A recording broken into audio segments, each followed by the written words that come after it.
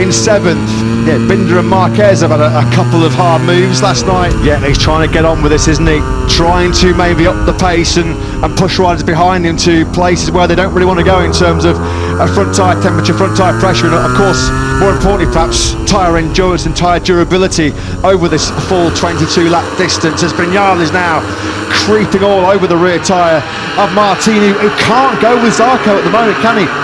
Zarco through the first sector is nearly 7/10 ahead of Martin, who's right. That was Zarco. That was Zarco. Now that is a big bonus. That is a big plus for Martin. That's one position gain. Didn't even have to fight for it. Yeah, could have done with Johan Zarco slotting ahead of Maverick Viñales there to at least protect him from that Aprilia. So Martin now up into 7th place, so he'll gain an extra point and move a point closer to Bagnaia, which now 23 points. Bagnaia, though, through that first sector, he did lose 2/10 of that advantage, as I suspected, with the slipstream down the main straight. So Marini is keeping him in sight at the moment. Martin 2 seconds off the race lead already.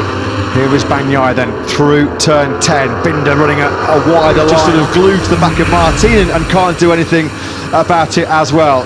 Here comes +089. That was a clear message to Johan Zarco.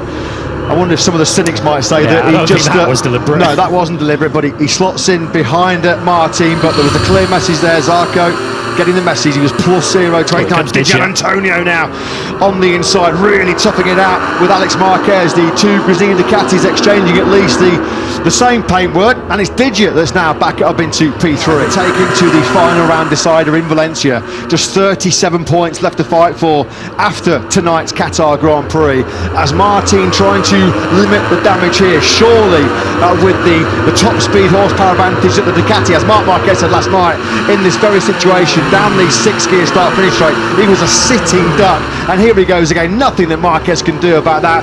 The speed differential is, for want of a better word, embarrassing between the Honda and the Ducati, and Martin just eases on through. Absolutely powerless there was Marquez. Nothing he could do about that whatsoever. Fastest lap of the Grand Prix to Fabio Di Gianantonio, running in 3rd place. Off his Grand Prix career, only one win in the last 7 Grand Prix. That was in Mandalika when he charged through from 13th, but the significance of this one cannot be underestimated.